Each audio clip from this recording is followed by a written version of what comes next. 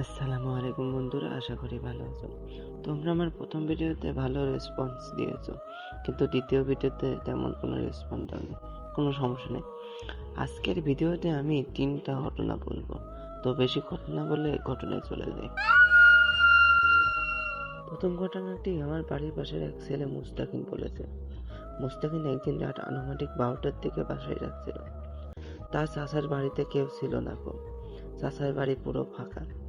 সে যখন বাসার পাশ দিয়ে যাচ্ছিল তখন একটি বাচ্চার কান্নার আওয়াজ তার কানে ভেসে আসে। সে তখন বাসার ভিতরে চেক করার জন্য ঢোকে তা দেখে মুস্তাকিম রীতিরকম ভয় পেয়ে যায়। তার শরীর ঠান্ডা হয়ে যায়। বাসার ভিতরে যায় দেখে একটি কালো, অদ্ভুত, পুরা কালা, ভয়ঙ্কর দানব একটি বাচ্চাকে তার হাতের উপর নিয়ে নাচাচ্ছে। এই জিনিস দেখে মুস্তাকিন এক দৌড়ে বাড়ি। পরের দিন তার জ্বর এসে যায়। এই ছিল তার ঘটনা। আশা করি প্রথম ঘটনাটি ভালো লেগেছে। চলো দ্বিতীয় ঘটনায় যাওয়া যাক। এই ঘটনাটা আমি সংরক্ষণ করেছি আমার বাড়ির পাশে আর এক ছেলে শ্যামের কাছ থেকে। শ্যাম একদিন রাত আনুমানিক 11টার দিকে মধ্যে মাঠ দিয়ে হেঁটে যাচ্ছিল। তখন সে দেখে মাঠের মধ্যখানে একটি আগুনের গোলা ভাসছে। শ্যাম কৌতূহলের বশে একটু এগিয়ে যেয়ে দেখে দুইটি বড় বড় চোখ, ফুটবলের থেকেও বড়, অনেক বড় চোখ ভাসছে হাওয়ায়। সিয়াম দেখে রীতিরকম ভয় পেয়ে যায়।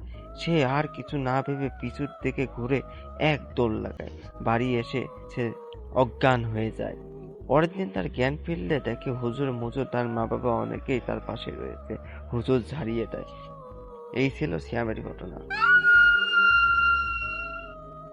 আশা করি 2 নম্বর ঘটনাটি তোমাদের ভালো লেগেছে।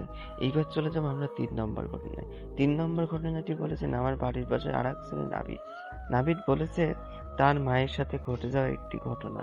সে বলল তার মা নাকি একদিন রাতে বাথরুমে যাচ্ছিল। তার বাথরুমটা পুকুরের পাশেই।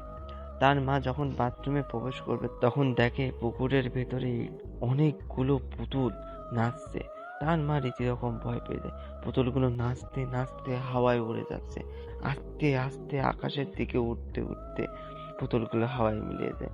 কিছুক্ষণ পর ওর মা দেখে একটি তাল গাছ ভেঙে পড়ছে। ভেঙে পড়ার পরে ফের তাল গাছটি আবারও খাড়া হয়ে যায়। তা দেখে নাবিদের মা এক দৌড়ে ঘরে আসার পরে নাবিদের মার পরের দিন থেকে অনেক জ্বর এসে যায়।